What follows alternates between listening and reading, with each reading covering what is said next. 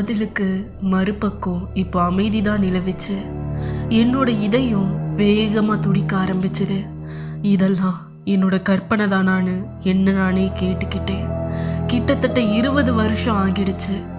இது கிளாராவா இருக்கவே முடியாது. அம்மா, நீங்க தான் என்கிட்ட பேசுறீங்களா? நீ யாரு என்னன்னு தெரியல, ஆனா இப்படி நீ பண்றதெல்லாம் ஜோக் இல்ல. அம்மா, சத்தியமா நான் உங்க பொண்ணு கிளாரா தாம்மா. நான் உங்களையும் அப்பாவையும் ரொம்ப நாளா கண்டுபிடிக்க ட்ரை பண்ணிட்டு இருந்தேன். ப்ளீஸ் என்னை வந்து கூட்டிட்டு போங்கம்மா. யார்கிட்ட பேசிட்டு இருக்க? நான் ரிசீவரை கட் பண்ணேன். என்னோட முழு உடம்பும் நடுங்கிட்டு இருந்துச்சு.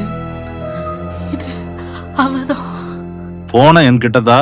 அவரு ரொம்ப நேரமா போனையே மிரண்டு போய் பார்த்துட்டு இருந்தாரு. ஹலோ ஹலோ அப்பா, தயவு செஞ்சு வந்து என்னை கூட்டிட்டு போங்க. நடந்தது என்னன்னு எனக்கு இன்னமும் ஞாபகம் இருக்கு.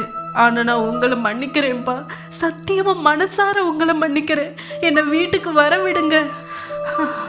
நான் இங்க ரொம்ப இருட்டா இருக்குது. என்னோட வயித்துல ஓட்ட விழுந்திருக்குது. நான் ரொம்ப பயந்து போயிருக்கேன்ப்பா. டேவிட் போனை கட் பண்ணாரு.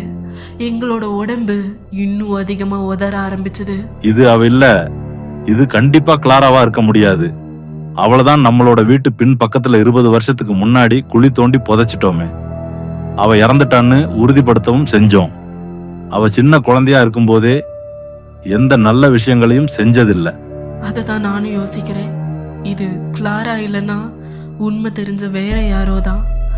இது யாரா இருக்கும்?